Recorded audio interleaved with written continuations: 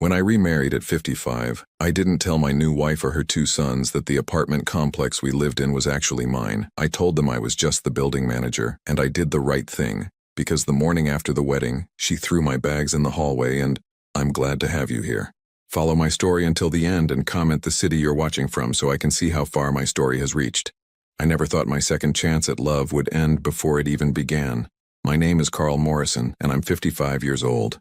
Yesterday was supposed to be the happiest day of my life since Sarah passed 5 years ago. Instead, it became the day I learned that some people wear masks so convincing, you forget they're not real faces. The wedding was small, intimate. Just Mallory, her two sons Jake and Derek, and a handful of close friends in the community room of Morrison Garden Complex, the apartment building where we all lived. I had been the building manager there for what everyone believed was 6 years. Ever since I moved into apartment 1A after Sarah died. What they didn't know, what I had carefully hidden from everyone including Mallory, was that I owned the entire complex. Mallory Chen was 47 with dark hair that caught the light just right and a smile that seemed to reach all the way to her eyes. We had been together for 2 years and I thought I knew her completely. She moved into apartment 4B 3 years ago, a single mother struggling to make ends meet after a difficult divorce. At least, that's what she told me. I watched her juggle 2 part-time jobs, always worried about the monthly rent of $1,200, always grateful when I could give her a small break on utilities or maintenance fees. I fell in love with her strength, her resilience, the way she never complained despite carrying so much weight on her shoulders. When she looked at me, I didn't feel like a grieving widower anymore. I felt like Carl again, not just the shadow of the man Sarah had loved. Our wedding day was perfect. Mallory wore a simple cream dress that made her look radiant. Jake, 24 and always a bit rough around the edges, actually wore a tie. Derek, 22 and usually glued to his phone, put it away for the ceremony. They walked her down the aisle together, and for a moment I believed we were becoming a real family. "Do you, Carl Morrison, take Mallory Chen to be your lawfully wedded wife?" the officiant asked. "I do," I said, looking into her eyes and seeing what I thought was forever. When she said her vows, her voice trembled slightly. "Carl, you've given me stability when I had none, love when I thought I'd never find it again. You've been my anchor." I squeezed her hands, feeling the cool metal of my wedding ring, the new one, not Sarah's ring, which I still wore on my right hand. The reception was lovely. Mrs. Patterson from 3C made her famous lasagna. Mr. Rodriguez brought his guitar and played the Spanish songs Mallory loved. Even Jake seemed relaxed, laughing at Derek's stories about his community college classes. We stayed up until almost midnight, cleaning up and talking about our future. Mallory mentioned wanting to redecorate my apartment. Our apartment now. She had such specific ideas about new furniture, about changing the layout. I found it charming how excited she was about making it ours. "I've been thinking," she said as we finally headed to bed, "maybe we should get a bigger place. Your apartment is nice, but with Jake and Derek visiting more often now that we're married, we'll figure it out," I told her, kissing her forehead. "We have time." I woke up Sunday morning to the smell of coffee brewing. For a moment, lying in bed listening to Mallory move around the kitchen, I felt truly happy. Sarah would have wanted this for me, I thought. She would have wanted me to find love again. When I walked into the kitchen, Mallory was already dressed, her hair pulled back in a severe ponytail I'd never seen before. Jake and Derek were at the small dining table, looking more serious than I'd ever seen them. "Good morning, wife," I said with a smile, reaching for her. She stepped back. "Sit down, Carl." Something in her tone made my stomach tighten. "Is everything okay?" "Sit down," she repeated, and there was no warmth in her voice at all. I sat, confused. The coffee mug she placed in front of me was chipped, one I'd never seen before. Not one of the matching sets Sarah and I had picked out together. "Jake, go get his things," Mallory said without looking at me. "What?" I laughed, thinking this had to be some kind of joke. "What things?" Jake stood up and walked toward the bedroom. I started to follow, but Derek moved to block my path. "Derek, what's going on?" I asked. "You need to leave," Mallory said. Her voice was calm, matter-of-fact, as if she were discussing the weather. "Leave? This is my apartment. This is my home." She turned to face me then, and the woman looking back at me was a complete stranger. The warmth was gone, the gentle smile, the soft eyes that used to crinkle when she laughed. This woman was cold, calculating. "Not anymore," she said. "We're married now. This apartment comes with the marriage, and the marriage comes with conditions." "What are you talking about?" Jake returned carrying a suitcase, my suitcase, hastily packed with what looked like random clothes. "Here's his stuff." "This is insane," I said, standing up so fast the chair scraped against the floor. Mallory, talk to me. What's happening here? What's happening, she said, crossing her arms, is that you're leaving. This apartment is too small for all of us, and since you're just the building manager, you can find somewhere else to live, maybe one of the smaller units. Just the building manager? The words felt strange in my mouth. Jake and Derek need stability. They're young men trying to build their futures. You're 55 years old with a maintenance job. This isn't really about you anymore. I stared at her, trying to find any trace of the woman I'd married less than 24 hours ago. You can't be serious. I'm completely serious. She walked to the door and opened it. Your things are packed. There's the hallway. Derek picked up the suitcase and set it outside the door. The sound it made hitting the hallway floor echoed through the building. Mallory, I said, my voice barely above a whisper. We just got married yesterday. Yes, she said, and now we're married, which means I live here, and you live somewhere else. This doesn't make any sense. You love me. You said you loved me. Something flickered across her face then, and for just a moment, I thought I saw a crack in the mask, but it was gone as quickly as it appeared. Love is a luxury, Carl. Security is a necessity. Jake pushed past me toward the door. Come on, man. Don't make this harder than it has to be. I looked at Derek, hoping to find an ally. He wouldn't meet my eyes. If you don't leave now, Mallory said, I'll call the building owner and tell them you're harassing tenants. The irony of that threat hit me like a physical blow. Call the building owner, if she only knew. I walked toward the door on unsteady legs. In the hallway, Mrs. Patterson was getting her mail. She looked at me with confusion and concern. Carl, what's going on? I'm not sure, I said honestly. Mallory appeared in the doorway. Carl's moving to a different apartment, she announced cheerfully. Newlywed adjustments, you know how it is. Mrs. Patterson looked between us, clearly sensing something was wrong but not knowing what to say. I picked up my suitcase, its weight feeling heavier than it should have. As I walked toward the elevator, I heard the door to what had been my apartment, my home, close firmly behind me. Standing in that hallway, holding a suitcase full of hastily packed belongings, I felt like I was living in some kind of nightmare. This was my building. These were my tenants. This was my life, and somehow, in the space of 12 hours, it had been taken away from me by the woman I thought loved me. But as I pressed the button for the elevator, something Sarah used to say came back to me. Sometimes people show you exactly who they are, Carl. The question is whether you're paying attention. I was paying attention now.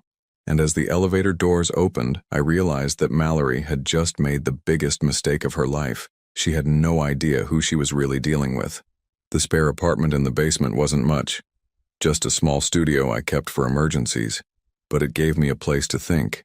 From my window, I could see directly into the building's courtyard where Sarah's rose bushes still bloomed. She had planted them our first spring here, white roses that reminded her of her grandmother's garden in Ohio. I sat on the narrow bed, still wearing yesterday's wedding clothes, trying to make sense of what had happened. The woman who had thrown me out of my own apartment wasn't the same woman who had cried during our first dance 2 nights ago. That Mallory had been gentle, grateful, vulnerable. This Mallory was someone else entirely. My phone buzzed with a text message. It was from Mallory. Don't try to come back up here.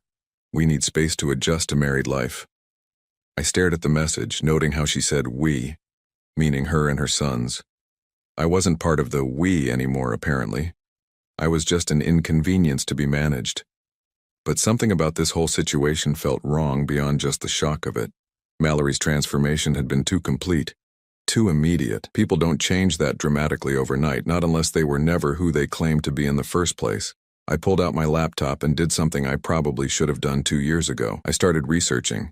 Mallory Chen, age 47, divorced. The basics I already knew were accurate. But as I dug deeper, a different picture began to emerge. Her ex-husband hadn't left her financially desperate as she'd claimed. According to the divorce records I found, she'd received a settlement of nearly $200,000 plus monthly alimony of $3,000.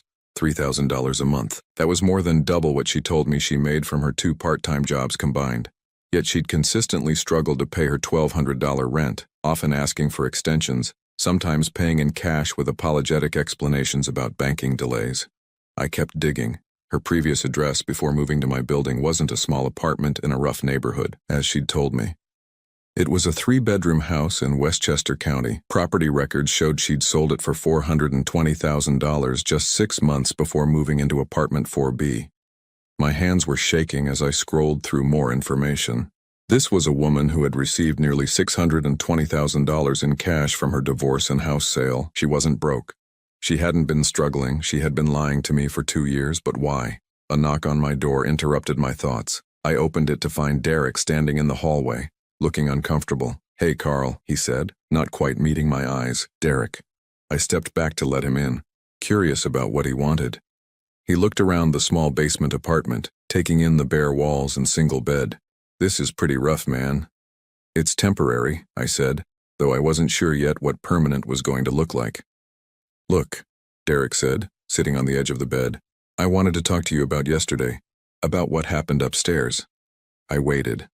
"The thing is," he continued, "Mom's been planning this for a while." The words hit me like ice water. "Planning what exactly?" Derek shifted uncomfortably. "The whole marriage thing. She's been, I don't know how to say this without sounding awful, but she's been planning to get you out of that apartment." "Why?"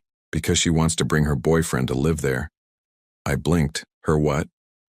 "She's been seeing this guy Marcus for about 8 months. He lives in California right now, but he's moving here. She needed a bigger place for all of us. Her, me, Jake, and Marcus." My mouth felt dry.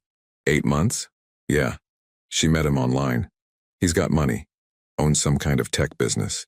"She's been planning to divorce you right after the wedding and keep the apartment." The room started spinning slightly. "Divorce me and keep my apartment?" "Well, yeah. I mean, if you're married and living there together, she'd have rights to it in a divorce, wouldn't she?" That's what she figured anyway. I sat down heavily in the room's single chair. Mallory had married me planning to divorce me immediately. She'd never loved me. She'd never even seen me as a person, just as an obstacle to getting what she wanted. "Derek," I said slowly, "why are you telling me this?" He rubbed the back of his neck. "Because I like you, Carl. You've been good to us, and because what she's doing, it's not right. She made me and Jake promise not to say anything, but I couldn't just watch her do this to you." "What about Jake?" "Jake knows about Marcus too, but he's all in on Mom's plan. He thinks it's smart, getting you out and getting a bigger place." Derek paused. "He doesn't really think about how it affects other people." I nodded, absorbing this information. "So the whole relationship, the whole thing where she seemed to care about me." "She's good at that," Derek said quietly. "She did the same thing with my dad before she left him. And there was another guy after Dad. Before she met you. She knows how to make men feel like they're the most important thing in the world. Until they're not useful anymore." "Yeah." We sat in silence for a moment. Outside, I could hear normal sounds of the building. Mrs. Patterson's television, Mr. Rodriguez practicing his guitar. Life going on as if my world hadn't just collapsed. "Derek, does she know anything about my finances? About how much money I have?" He shook his head. "She thinks you're basically broke, just a building manager making like $2,500 a month. She figured even if you got half the apartment in a divorce, she'd buy you out with Marcus's money." "I see." "Carl," Derek said, standing up, "I should probably go before Mom notices I'm down here. But I wanted you to know that this whole thing wasn't about you not being good enough or anything. She never really gave you a chance." After he left, I sat alone in that basement apartment, staring at my laptop screen. The research I'd done, combined with Derek's confession, painted a clear picture. Mallory wasn't a struggling single mother who'd found love again. She was a predator who specialized in targeting vulnerable men, and she had picked the wrong target. I opened my desk drawer and pulled out a folder I'd hoped I'd never need. Inside were all the legal documents related to my ownership of Morrison Garden Complex.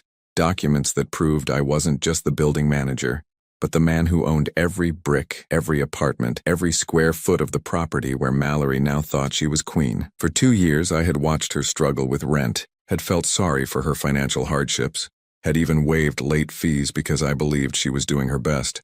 The truth was, she'd been playing a role, setting up a con, grooming me for this moment. She thought she'd married a poor building manager she could control and manipulate. Instead, she'd married a man worth nearly $3 million who owned the ground she stood on. Tomorrow, I decided, would be very different from today. I picked up my phone and scrolled to a contact I hadn't called in months. David Brennan, my lawyer. David had handled Sarah's estate, had set up all the legal protections around my assets, and had warned me about exactly this type of situation when I'd told him I was getting remarried. "Carl," David answered on the second ring. "How was the wedding?" "Interesting," I said. "David, I think it's time we had that conversation about protecting my interests."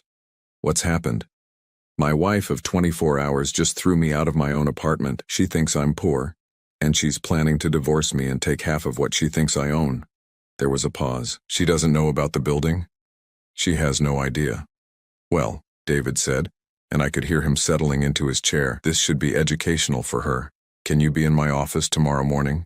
As I hung up, I felt something I hadn't felt since Sarah died, a sense of control returning. Mallory thought she was playing chess while I was playing checkers.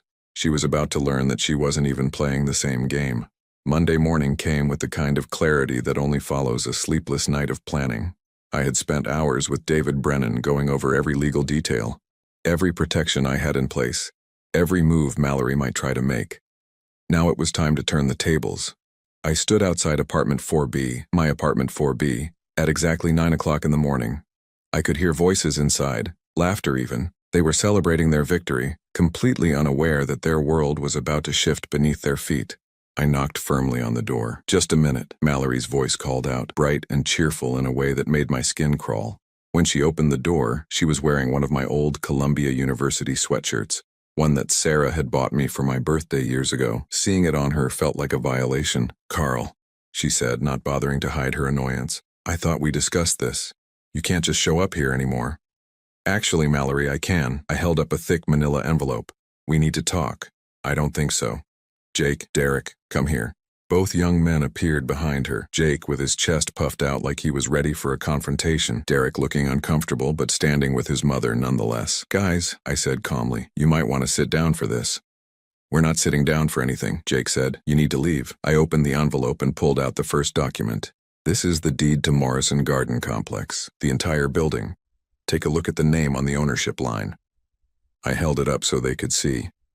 The color drained from Mallory's face as her eyes focused on the words. Carl Morrison, sole proprietor. That's not possible, she whispered. It's very possible. In fact, it's been true for the past 15 years. I built this place with the insurance money from my first wife's death and my savings from 20 years in construction management. Jake grabbed the paper from my hand, his eyes scanning frantically. This has to be fake. Here's the property tax assessment, I said, handing him another document. Here's the mortgage documentation showing final payment 3 years ago. Here's my business license for Morrison Property Management. Would you like to see my bank statements showing the rental income from all 12 units? Mallory sat down heavily on the couch, my couch, her hands shaking. You said you were the building manager. I said I managed the building. I never said I didn't own it. Derek was staring at the papers, his mouth slightly open. Carl, you own this whole place? Every brick, every pipe, every square inch of ground it sits on. But, Mallory said, her voice getting higher, you live like you don't have any money. You drive that old pickup truck. You wear work clothes. You said you made $2,500 a month. I said that was my salary as building manager, which it is. I pay myself a modest management fee for tax purposes. The rental income from 11 other units, however, brings in about $14,000 monthly. After expenses, maintenance, and property management costs, my net income from this building alone is roughly $9,000 per month. The silence in the room was deafening. Jake was the first to recover. So what? You still married Mom. She still has rights. Actually, Jake, she doesn't. I pulled out another document. This is a prenuptial agreement your mother signed. I never signed any prenup, Mallory said quickly. You signed it right here, I said, pointing to a signature on the document. Friday afternoon, at David Brennan's office. You thought you were signing apartment lease modification papers. Her face went white.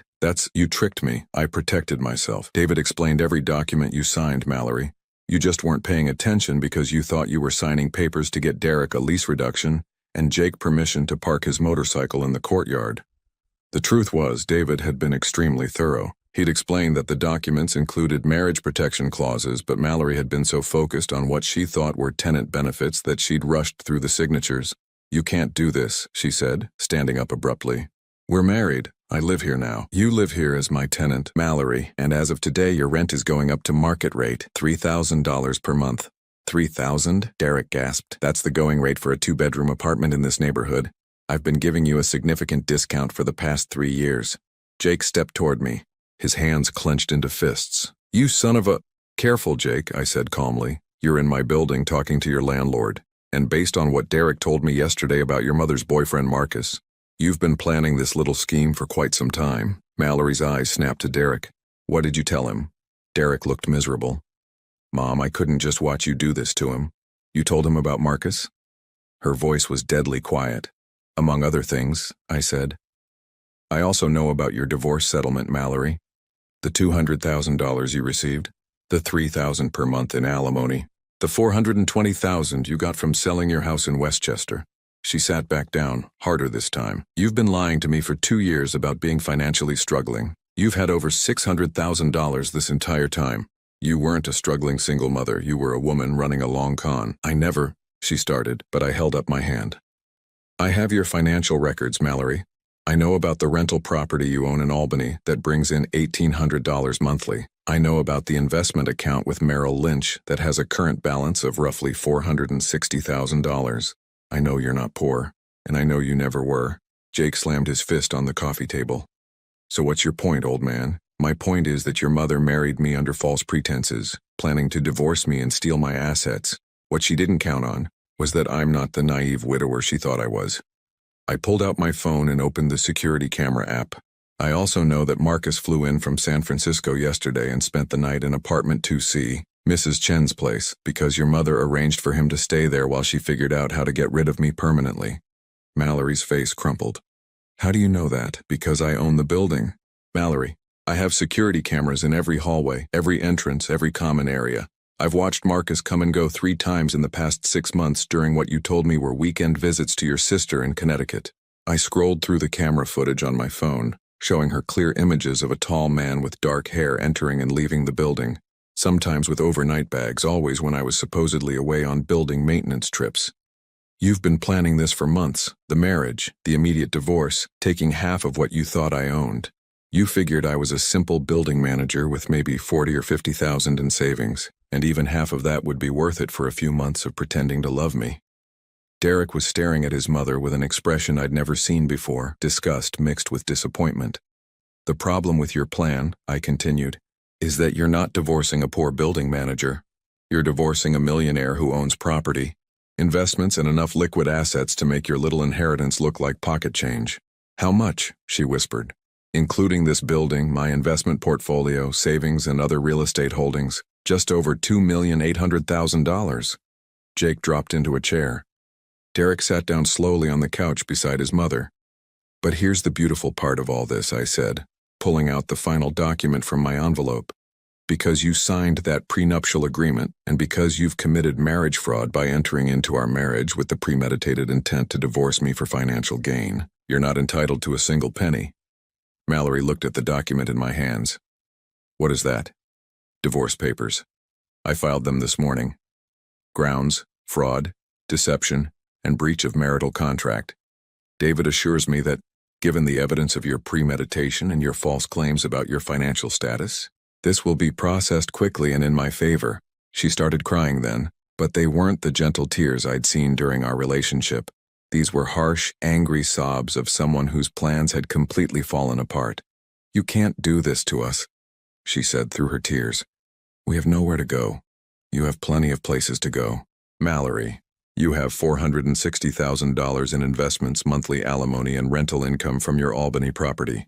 You're not homeless. You're just not getting my money on top of your money. What about Jake and Derek? I looked at both young men. Derek met my eyes with what looked like relief. Jake was staring at his hands. Derek can stay if he wants. His name was on the lease modification you thought you were signing, but it was actually a separate apartment lease for Unit 3A. If he wants to live here as a regular tenant, paying regular rent, he's welcome. Derek straightened up. Really? You're the only one in this family who showed me any honesty, Derek. Yes, really. And Jake? Mallory asked. Jake will have to find somewhere else to live. Preferably with Marcus, since that was the plan all along anyway. The room fell silent except for Mallory's crying. You have 30 days to vacate apartment 4B, I said. That's more generous than I need to be, but I'm not heartless, I'm just not stupid. As I walked toward the door, Mallory called out behind me. Carl, wait, we can work this out. I made mistakes, but we can fix this. I turned back to look at her one last time. Mallory, you didn't make mistakes. You made choices. You chose to lie to me for 2 years. You chose to marry me, planning to divorce me immediately. You chose to see me as nothing more than a mark in your con game. I never. You did. And now you're facing the consequences of those choices.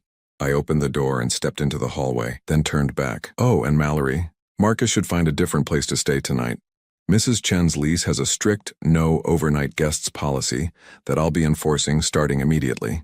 As I walked down the hallway toward the elevator, I could hear raised voices behind me, Jake's angry shouts, Derek trying to calm everyone down, and Mallory's continuing sobs.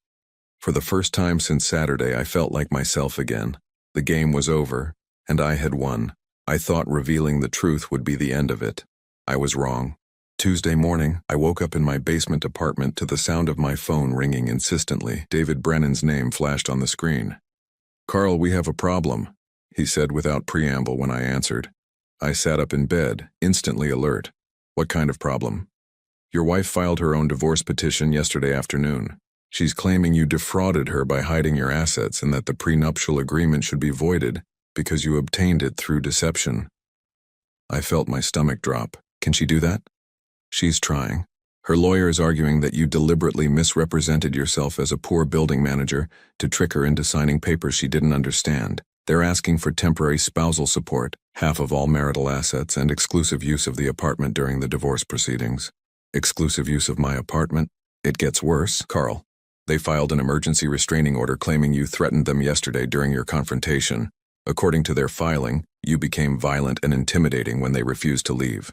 I was fully awake now, anger coursing through my veins. "That's completely false."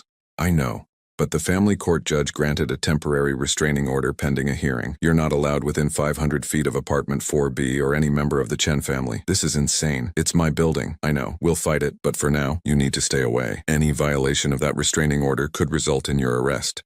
And that would hurt our case significantly." After hanging up with David, I sat in my small apartment trying to process what was happening. Mallory wasn't just fighting back, she was escalating. She was using the legal system to try to take everything from me while painting herself as the victim. But if she wanted to play dirty, she had picked the wrong opponent. I spent the morning researching Mallory's new lawyer, Patricia Valdez. She specialized in high-asset divorces and had a reputation for aggressive tactics on behalf of female clients. Her website featured testimonials from women who had gotten what they deserved from wealthy ex-husbands. She was expensive, but she was good. The question was, how was Mallory paying for her? By noon, I had my answer. A quick check of public records showed that Mallory had taken a cash advance of $50,000 against her investment account the day after our wedding. She had been planning this legal battle before she even threw me out of the apartment. My phone buzzed with a text message from Derek. "Can we talk? Not about the legal stuff, about something else." I called him immediately. "Derek, I can't come to the building. There's a restraining order." "I know. Can you meet me at the coffee shop on Maple Street? It's about Mom and Jake." An hour later, Derek sat across from me in a corner booth at Rossetti's Cafe, looking more tired than I'd ever seen him. His usually neat appearance was disheveled, his eyes red from what looked like a sleepless night. "She's completely lost it," he said without preamble. "What do you mean? Yesterday after you left?" "She went crazy. She started throwing things, screaming about how she was going to destroy you. Jake was right there with her, talking about how they were going to take everything you owned." Derek paused, running his hands through his hair. "But then Marcus showed up." "At the apartment?" "Yeah.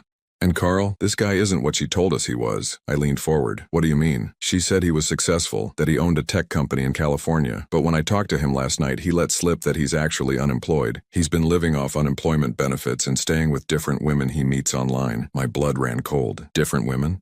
"He started bragging to Jake about how he's got this system worked out. He finds women online who seem financially stable, convinces them he's successful, then gradually moves in with them. When they figure out he's lying, he moves on to the next one."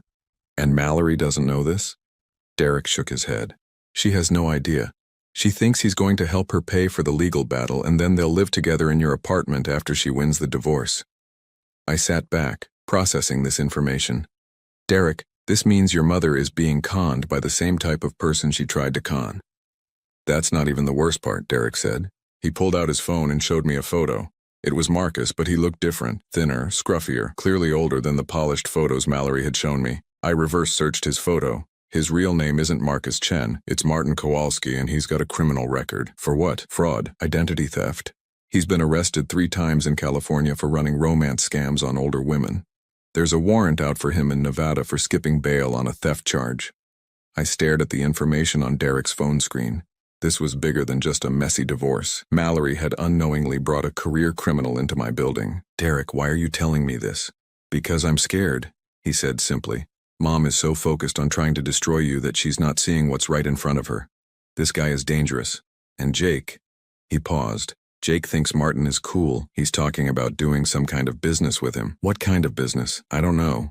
But they've been whispering about it. Something about easy money and how stupid rich people are. A chill ran down my spine. I thought about all the elderly residents in my building. Mrs. Patterson with her Social Security checks. Mr. Rodriguez with his veteran's pension. These were vulnerable people, and I had unknowingly allowed a predator into their home. Derek, I need you to do something for me. Can you record any conversations between Jake and Martin? I can try, but Carl, there's something else you need to know. What? Mom cleaned out her investment account yesterday. All $460,000. She moved it to some offshore account that Martin set up for her. He told her it was to hide the money from you during the divorce. I felt like I'd been punched in the stomach. She moved her entire savings to an account controlled by a man with a criminal record?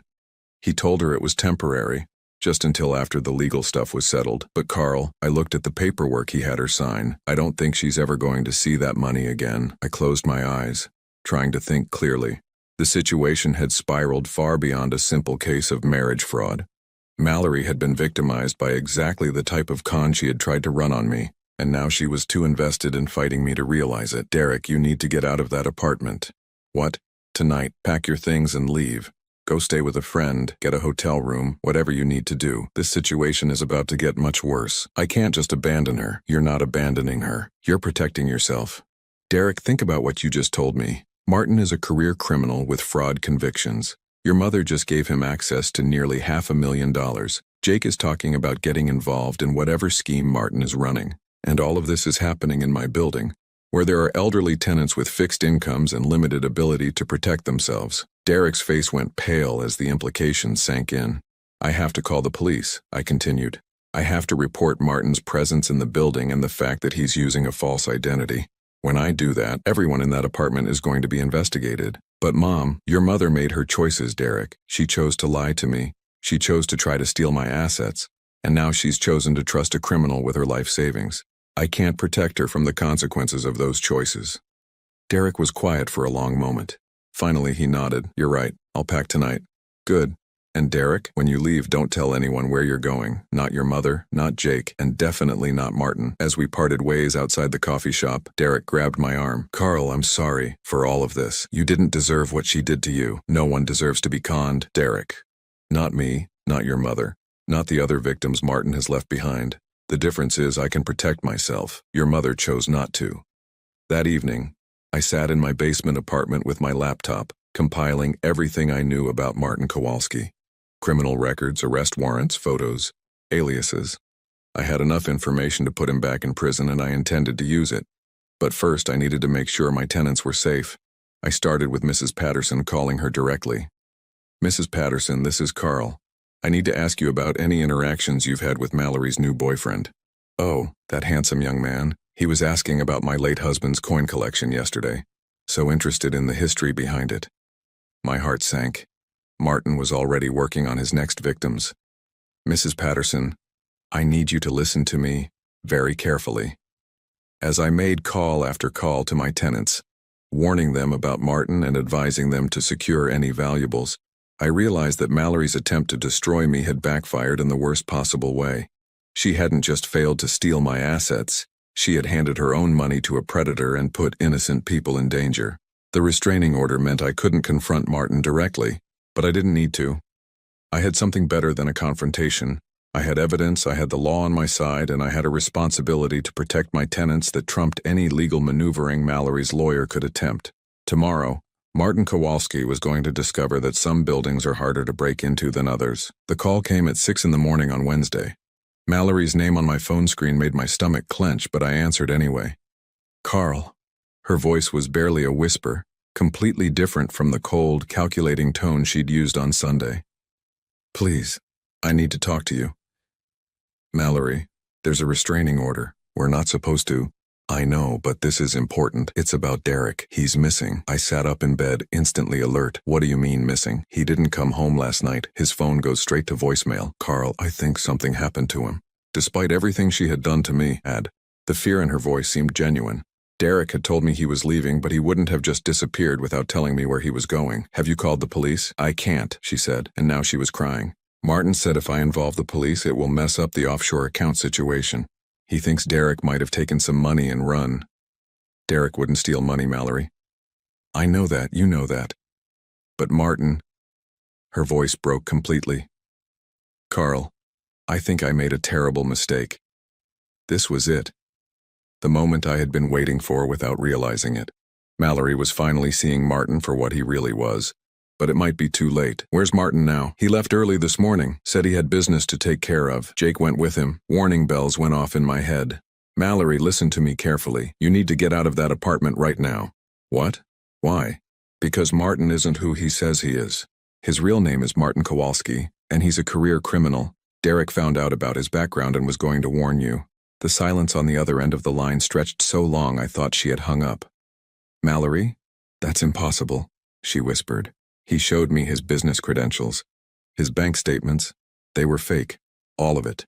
Mallory, he's stolen your money. The offshore account he set up, that money is gone. I heard what sounded like something crashing to the floor, then sobbing. My investment account? All $460,000. It's gone. No. No, no, no. She was repeating the word like a mantra, her voice getting higher and more hysterical. He said it was just temporary. He said after the divorce we'd have all your money plus mine. There isn't going to be any money from me, Mallory. The prenuptial agreement is ironclad. David checked it with 3 different lawyers. But the restraining order was a stalling tactic. Martin probably suggested it, didn't he? To buy him time to clean out your accounts and disappear. Another long silence. He did suggest it, she said finally, her voice hollow. He said it would give us leverage in court. He said it would make you look unstable. Mallory, you need to call the police right now. Report the fraud, report Derek missing, and tell them about Martin's real identity. I can't. If I admit I was trying to steal your money, they'll arrest me too. Better arrested than dead, Mallory. And if Derek is really missing... She started crying again, harder this time. What have I done? What have I done to my sons? For the first time since Sunday morning, I felt a flicker of sympathy for her. Not because of what she had tried to do to me, but because she was finally understanding the true cost of her choices. Mallory, where did Martin and Jake go this morning? I don't know. Martin just said he had to take care of some loose ends. The phrase loose ends sent ice through my veins. Derek wasn't missing. He was a loose end that needed to be taken care of. I'm calling Detective Rodriguez, I said. He handles fraud cases for the Brooklyn PD. You need to be ready to tell him everything. Carl, wait. No more waiting, Mallory. No more games, no more manipulation, no more lies. Derek is missing, Jake is with a dangerous criminal, and you're sitting in an apartment that could be a crime scene. This stops now. I hung up and immediately called Detective Rodriguez, whom I had spoken with the day before about Martin's presence in my building. He answered on the first ring. Carl, I was just about to call you. We found your missing tenant. Derek, is he okay? He's fine. He's at the precinct, actually. He came in voluntarily this morning to report a conspiracy to commit fraud involving his mother and the man you identified as Martin Kowalski. Relief flooded through me, thank God. There's more. Derek recorded several conversations between Kowalski and the older brother, Jake. They were planning to rob some of your elderly tenants. They had detailed information about Mrs. Patterson's coin collection, Mr. Rodriguez's veterans benefits, even Mrs. Chen's jewelry collection. So Derek wasn't missing. He was gathering evidence. Smart kid. He realized his family was in too deep and decided to do the right thing. But Carl, we need to move fast. Our surveillance team lost Kowalski and Jake about an hour ago. They could be coming back to the building. That's what we're thinking. Derek says Jake has a key to the apartment and knows the building layout. If they're planning to hit your tenants, today would be the day to do it. What do you need from me? We need you to stay away from the building until we can apprehend them. I know it's your property, but if something goes wrong and civilians get hurt, I understand. But as I hung up, I realized I couldn't just sit in my basement apartment while my tenants were in danger. Restraining order or no restraining order, I had a responsibility to protect them. I called Mrs. Patterson first. Mrs. Patterson, this is Carl. I need you to listen to me carefully and do exactly what I say. One by one, I called every tenant in the building. I told them to lock their doors, not answer unless they heard my voice specifically, and to call 911 if they saw anyone they didn't recognize in the hallways. Then I called Mallory back. The police know about Martin, I said when she answered. Derek is safe. He's been working with them to gather evidence. He's okay? He's fine, but Jake is still with Martin and they're planning to rob our neighbors.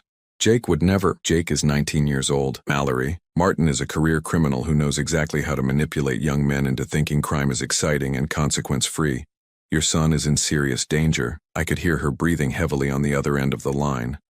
What can I do? When they come back, and they will come back, you need to call Detective Rodriguez immediately. Don't try to stop them. Don't try to talk Jake out of whatever they're planning. Just call the police.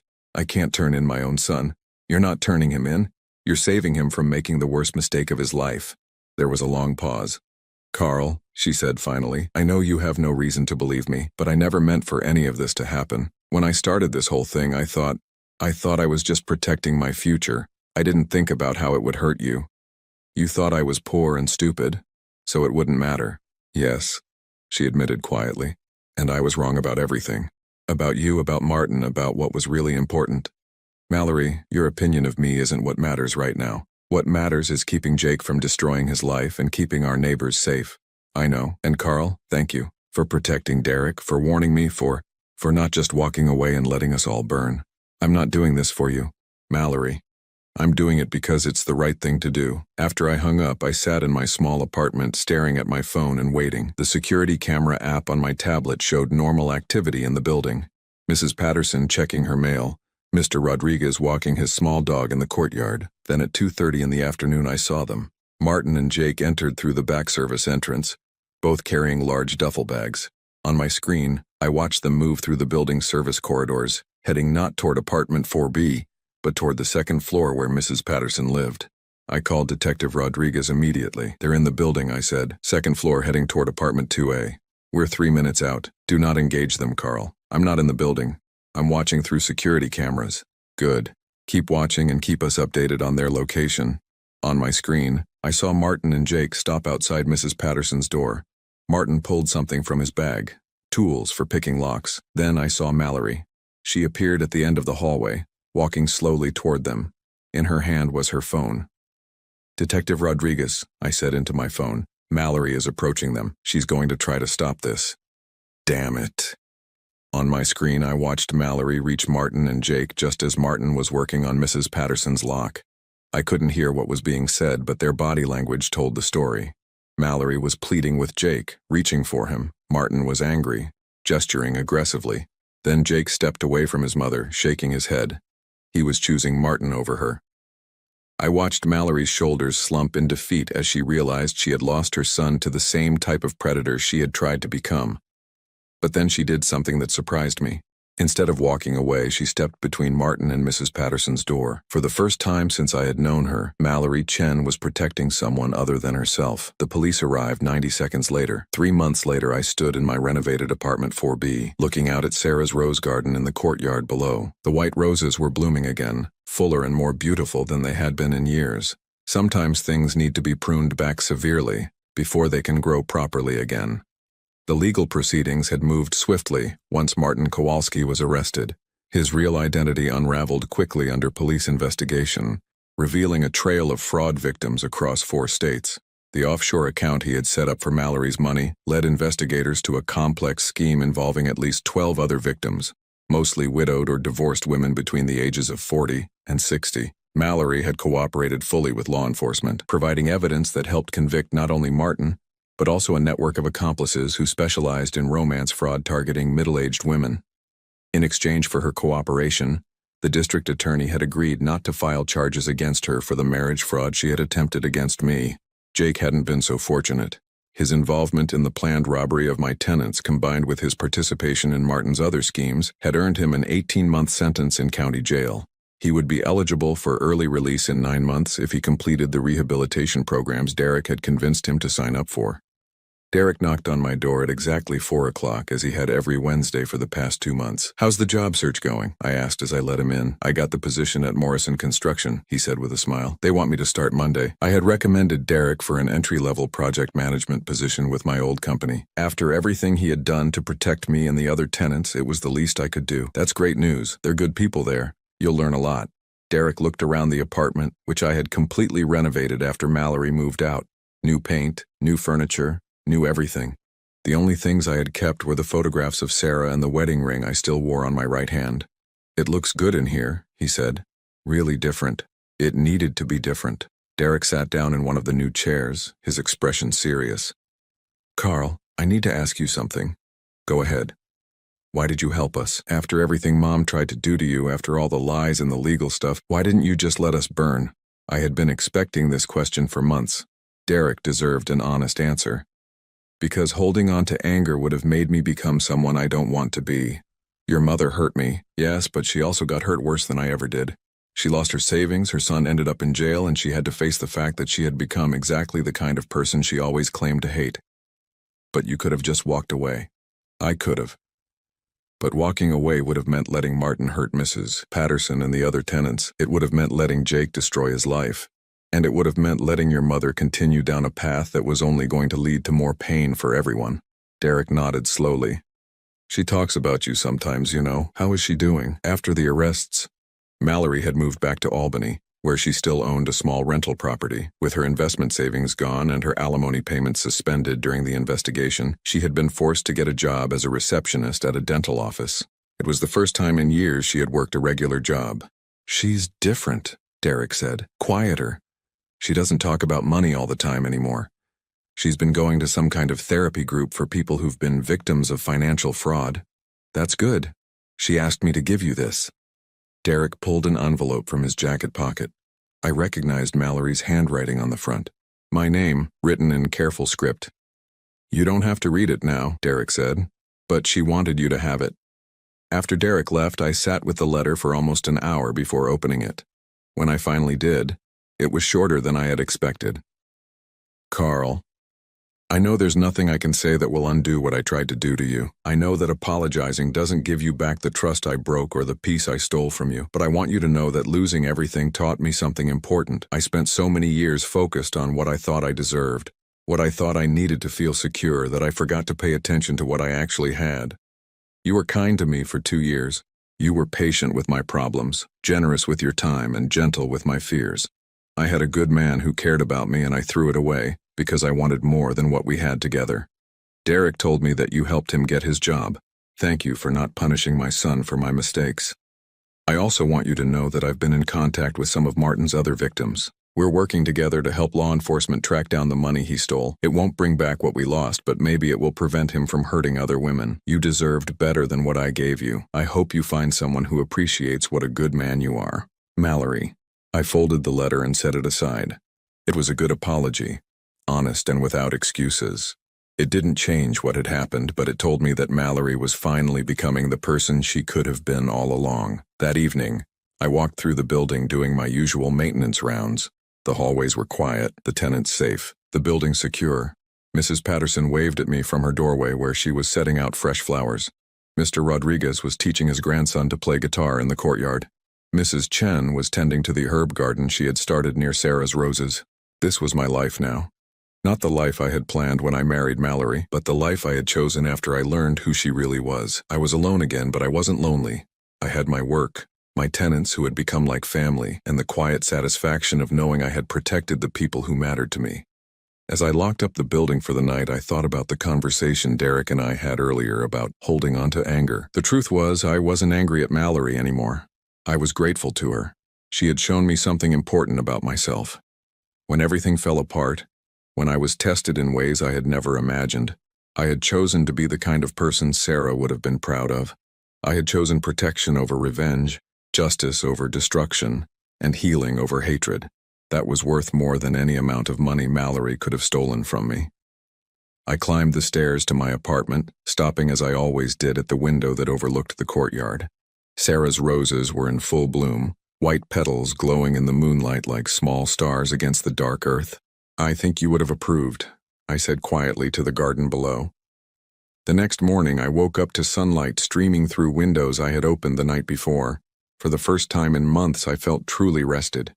I made coffee in the kitchen where Mallory had told me to leave, walked out onto the small balcony where she had planned to bring her boyfriend, and looked out at the city I had called home for 15 years. My phone rang. The caller ID showed a number I didn't recognize, but the area code was local. Hello, Mr. Morrison? This is Janet Coleman from the Brooklyn Community Center. I hope I'm not calling too early. Not at all. What can I do for you? I'm calling about the apartment building support program you inquired about last month. We'd like to discuss having you speak to other property owners about protecting elderly tenants from financial fraud. I had almost forgotten about the inquiry I'd made. After everything with Martin, I had contacted several community organizations about creating educational programs for property owners and tenants. I'd be interested in that. Wonderful. Would you be available to meet next Tuesday? We have several other building owners who have expressed interest, and Detective Rodriguez said he might be able to join us to discuss warning signs to watch for.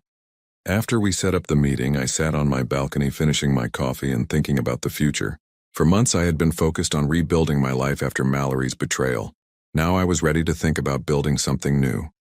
Derek stopped by that afternoon with news that Jake had been accepted into the prison's vocational training program. He's learning electrical work, Derek said. He wants to have a real skill when he gets out. That's good. Honest work builds character. Carl, can I ask you something else?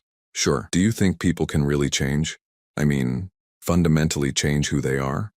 I thought about Mallory working as a dental receptionist, attending therapy groups, trying to help law enforcement catch the man who had conned her. I thought about Jake learning a trade in prison, finally understanding that easy money wasn't easy at all. I thought about myself, learning to trust my instincts about people instead of just hoping for the best. I think people can choose to change, I said finally. But it usually takes losing everything they thought they wanted before they figure out what they actually need. What do you need, Carl? I looked around my renovated apartment, thought about my tenants, my work, the community support program I was about to join. I need to know that the people I care about are safe. I need to do work that matters. And I need to honor the memory of people who loved me by being the kind of person who deserves that love. Derek smiled. I think you're doing pretty well at all of that. That evening, I walked down to the courtyard and sat on the bench beside Sarah's roses. The building around me was quiet and secure, filled with people I had chosen to protect and who had chosen to trust me. I was 55 years old, divorced, and living alone. By most measures, my attempt at finding love again had been a complete disaster. But I had learned something valuable from the disaster. I had learned the difference between being alone and being lonely, between being generous and being gullible, between second chances and second mistakes. Most importantly, I had learned that sometimes the best way to honor the love you've lost is to protect the love that still exists in the world around you. As the sun set over Brooklyn, painting the sky in shades of pink and gold, I made a decision. Tomorrow, I would start looking at apartments and buildings owned by other people. It was time to stop being just a landlord and start being a neighbor. But tonight I would sit in my garden, surrounded by roses my wife had planted and protected by walls I had built, grateful for the hard-won wisdom that comes from surviving betrayal and choosing healing. The test of true face was over. And for the first time in months, I was looking forward to whatever came next.